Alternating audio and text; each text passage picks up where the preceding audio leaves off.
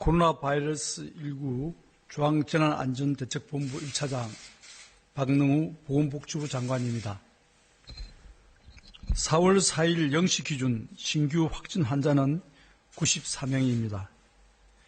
지금까지 발생한 확진 환자는 총 1156명이며 6,325명이 완치되어 격리 해제되었습니다.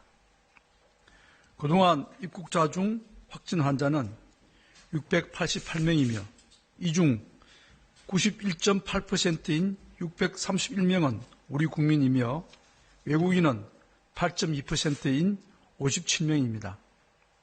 사망하신 분은 177명입니다. 이는 진단검사 총 45만 5,032건을 시행한 결과입니다. 사망한 환자분들과 유족분들에게는 심심한 조의와 위로의 말씀을 드립니다. 어제 경북 경산의 의사 선생님 한 분이 코로나19 환자 진료 과정에서 감염되어 치료를 받던 중 결국 유명을 달리한 일이 있었습니다. 고인은 지역에서 코로나19 감염이 확산되는 가운데에서도 지병이 있는 자가격리자 진료에 힘써주시는 등 환자 진료에 최선을 다하신 분이었습니다. 정부는 이분의 죽음에 깊은 애도를 표하며 유족분들에게 조의와 위로의 말씀을 드립니다. 또한 지금 이 순간에도 코로나19의 진료 현장에서 묵묵히 최선을 다하고 계신 의료인들과 관계자분들에게 진심으로 감사를 드리며 국민 여러분들께서도 아낌없는 성원과 응원을 보내주실 것을 부탁드립니다. 정부는 오늘 국무총리 주재로 중대본 회의를 개최하여 강화된 사회적 거리두기 향후 추진 방향, 중소기업과 소상공인 자금 지원 이행 사항 등을 논의하였습니다. 정세균 총리께서는 사회적 거리두기 이후 우리나라가 미국, 유럽 등과 비교해서 상대적으로 감염으로부터 안전한 환경을 유지하고 있으며 협조해 주신 국민 여러분께 감사드린다고 말씀하셨습니다. 다만 해외 상황이 갈수록 심각해지고 수도권의 감염 추세가 진정되지 않고 있어 앞으로도 일정 기간 강도 높은 사회적 거리두기를 지속할 수밖에 없는 상황으로 우리 공동체의 안전을 위해 이에 동참해 주시기를 당부하였습니다. 우리 사회는 지난 2주간 강화된 사회적 거리두기를 실천하기 위해 함께 노력해 왔습니다. 많은 국민들께서 불편함을 참고 외출을 자제하시고 모임이나 약속을 취소하는 등 동참해주고 계십니다.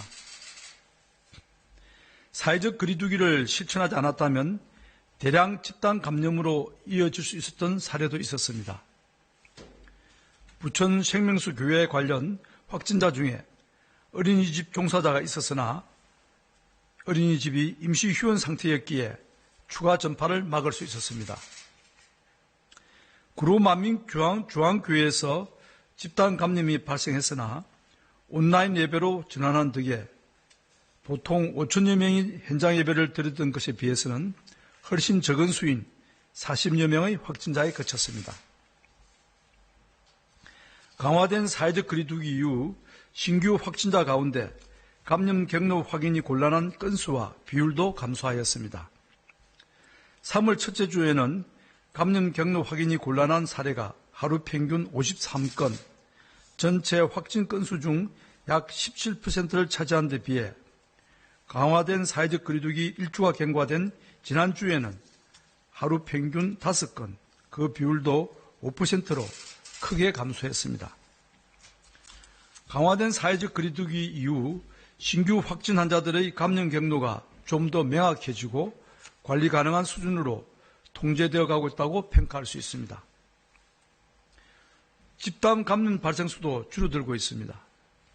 신규 집단 감염 발생 건수는 강화된 사회적 거리두기 시행 전 11일간에 13건이 발생하였으나 시행 후 11일간에는 4건에 그쳐 약 70%가 감소하였습니다. 이는 지난 2주 동안 대다수의 종교시설이 주말 종교 행사를 하지 않고 체육시설과 유흥시설 등도 운영을 중단하거나 방역당국이 정한 준수사항 지키기에 동참해 주신 덕분이며 솔선수범하여 사회적 거리두기에 동참하고 계신 많은 국민들이 이룬 성과입니다. 우리 모두를 위해 개인의 불편을 감수해 주시고 계시는 국민 여러분께 다시 한번 감사드립니다. 그러나 계속된 사회적 거리두기로 피로감을 느끼는 국민들이 늘어나며 사회적 거리두기의 참여가 저하되는 문제도 함께 나타났습니다. 국민들의 이동량을 분석한 자료를 보면 2월 말의 추세에 비해 지난 2주간은 오히려 국민들의 이동이 증가하는 추세가 나타나고 있습니다. 기지국 정보로 살펴본 국민들의 이동량은 코로나19 환자 발생 이전인 1월에 대비하여 신천지 집단 감염이 발생했던 2월 말 환자 발생 4주차에 약 40% 수준으로 가장 크게 감소하였습니다. 반면 사회적 거리두기를 강화했던 지난주 8주차에는 국민들의 이동량이 다시 16% 정도 증가하였습니다. 서울 지하철 이동량 분석 결과도 동일한 결과를 보여주고 있습니다. 2월 말경 급감하였다가 강화된 사회적 거리두기가 시작된 이후에는 소폭 증가하는 추세를 보이고 있습니다. 우리 사회가 좀 더 적극적으로 사회적 거리두기에 동참했다면 지금보다 훨씬 더 좋은 결과가 나타났을 것이라는 점에서는 아쉬움이 남는 부분입니다.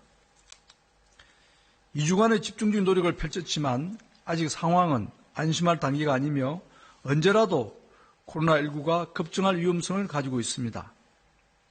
수도권과 대구, 경북 등에서 신규 확진자는 꾸준히 발견되고 있으며 교회, 병원 등을 중심으로 산발적인 집단 감염 사례도 계속 발생하고 있습니다.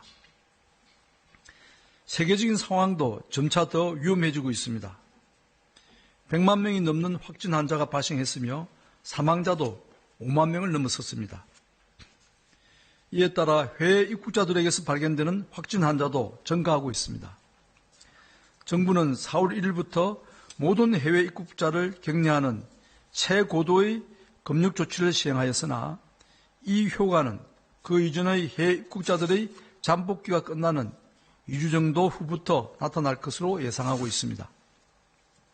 이런 이유로 강화된 사회적 거리두기가 끝나가지만 아직 매일 100명 내외의 확진 환자가 지속적으로 발생하고 있는 상황입니다.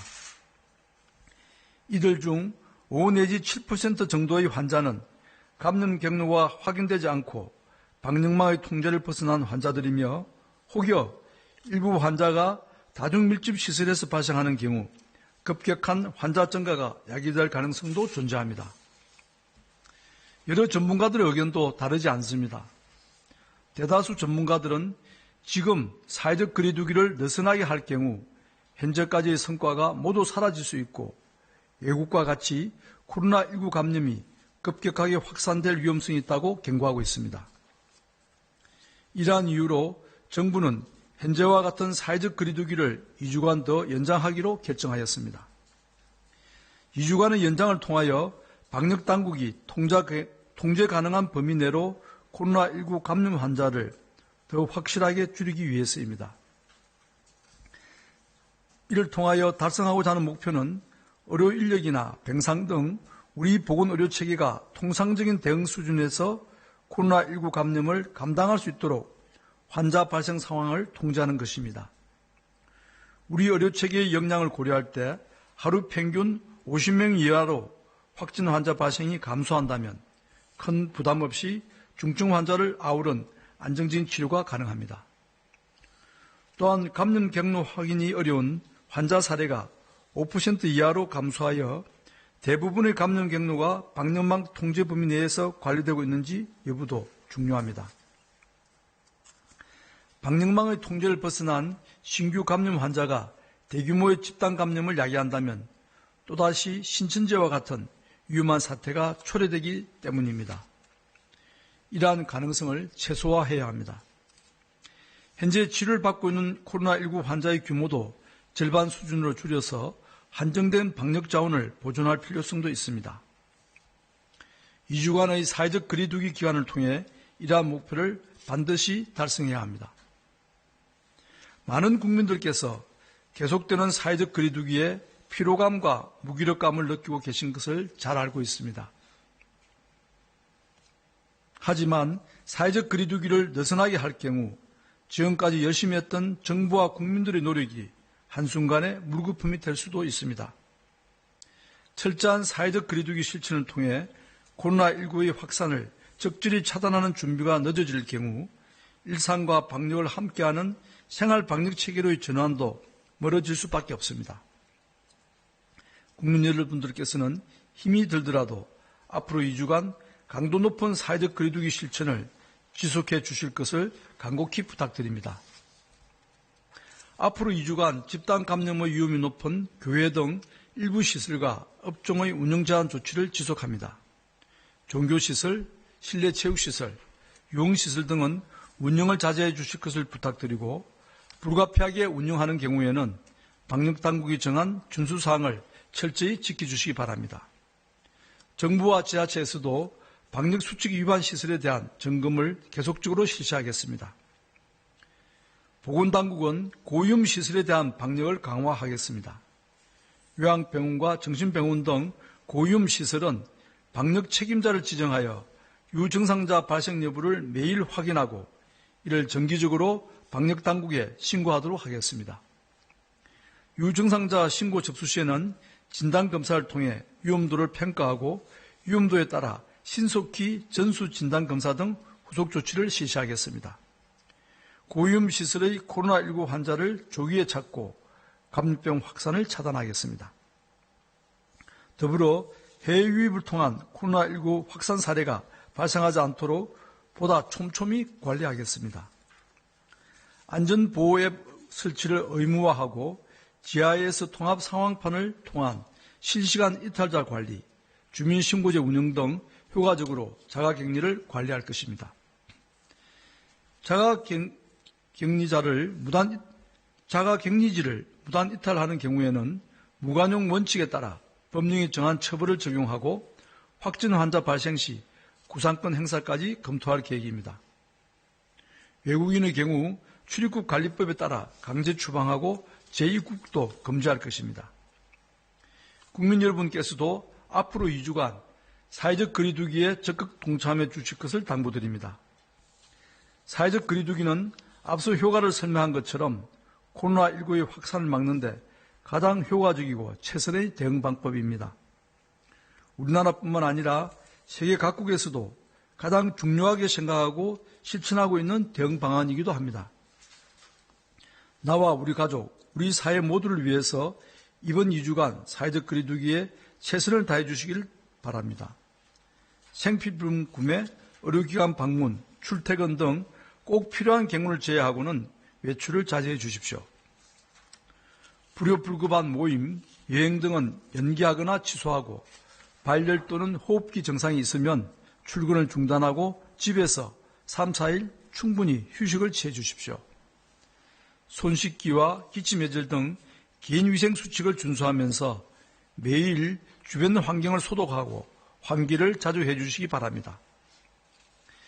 지난해 12월 말 코로나19라는 새로운 감염병이 발견된 이후 3개월간 인류는 점점 더 많은 사실을 알아가며 지식을 쌓고 있는 중입니다. 현재 전 세계의 의과학자들과 각국의 정부가 동의하는 사실 중 하나는 코로나19와의 싸움은 상당한 장기전이 될 것이라는 점입니다. 이 싸움은 단기간에 종식될 가능성이 거의 없으며 짧게는 몇 개월에서 몇 년을 예상하는 학자도 있습니다. 지금 우리는 코로나19 바이러스와의 기나긴 줄다리기를 하고 있으며 아직은 팽팽하게 맞서고 있는 상황입니다.